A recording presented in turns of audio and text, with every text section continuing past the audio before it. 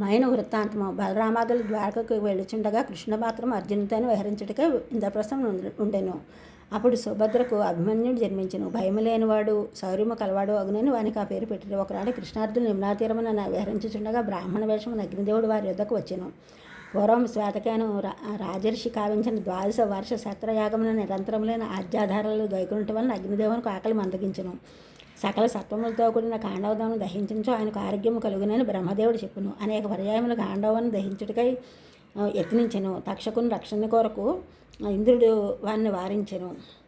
నరనారాయణులే పార్థకృష్ణుడిగా జన్మించడం వల్ల వారి సహాయమని కాండవను దహించవచ్చునని అగ్నిదేవుడు వారిని సమీపించెను. ఆయనను చూడగానే వారు లేచి నిలబడి నమస్కరించిరి. ఆయన వారిని ఆశీర్వదించి, నేను అగ్నిదేవుడును, నాకు భోజనముగా కాండవనం కావాలను. నేను దీన్ని దహించినప్పుడు మీరు ఇంద్రుని మేఘముల నుండి రక్షింపవలను అని పలికెను. అర్జునుడు ఆయనతో ఇట్లను, అయ్యా ఇంద్రుడు నన్ను వారింపకను, కానీ నాకు శక్తికి తగిన ధనువు, అక్షయ తూణీరములు, రథము, గుర్రములు కావాలేను. అట్లే కృష్ణుడు కూడా తగిన ఆయుధము కావాలేను అని చెప్పాను. అగ్నిదేవుడు వరుణుని స్మరించి ఆయన చేత గాంధీవము, అక్షయ తూణీరములు, కపికేతనము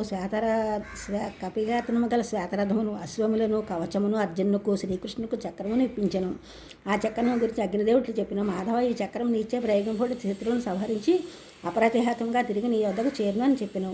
వరుణుడు కౌమోదకి అని గతను కూడా శ్రీకృష్ణుకు వసంగను. పిమ్మట అగ్నిదేవుడు కాండవను దహించుటకు ప్రయత్నించను. అప్పుడు ఇంద్రుడు పెద్ద మేఘములచే వర్షింపజొచ్చెను. అర్జునుడు ఆ అమిత శరపరంపరలతో వాటిని ఆ వనమును కప్పివేసెను. వనము నుండి వెలువడు సకల భూతములను కృష్ణార్జునులు ఖండించి వనములోనే పడవేచుండేది. ఆ సమయం తక్షకుడు కురుక్షేత్రంకు పోయి ఉండెను. వాని ఇంటి నుండి మయుడని వాడు బయలుదేరి అర్జునుని శరణు నొందెను. వాడు నముచు యొక్క సోదరుడు. అర్జునుడు వానికి అభయం ఒసగను. అందుగురు వలన కృష్ణుడు చంపలేదు, అగ్ని దహించలేదు. మయుడు అర్జునుతో, అర్జున, నా ప్రాణం రక్షించావు, నీకు ఏమ చేయవలనో చెప్పుము. నేను విశ్వకర్మను, దానవులకు అన్నీ నిర్మించి తిను అనగా నాకేమీ వద్దు, నా శ్రీకృష్ణునికి వసంగం అనగా శ్రీకృష్ణుడు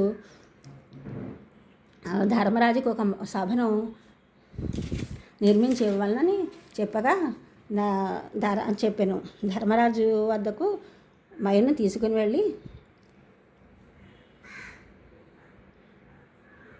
వెళ్ళగా ధర్మరాజు వారిని సత్కరించెను. మయుడు మహాకవి అనగా శిల్పమున అపూర్వ సుందర పదార్థములను సృష్టింపగలవాడని అర్థము. ఈ ఛానల్ చూసిన వారందరూ కూడా సబ్స్క్రైబ్ చేయండి, షేర్ చేయండి, లైక్ చేయండి, కామెంట్ చేయండి. సబ్స్క్రైబ్ చేసిన కృతజ్ఞతలు, షేర్ చేసిన, లైక్ చేసిన, కామెంట్ చేసిన అందరూ కూడా ధన్యవాదాలు.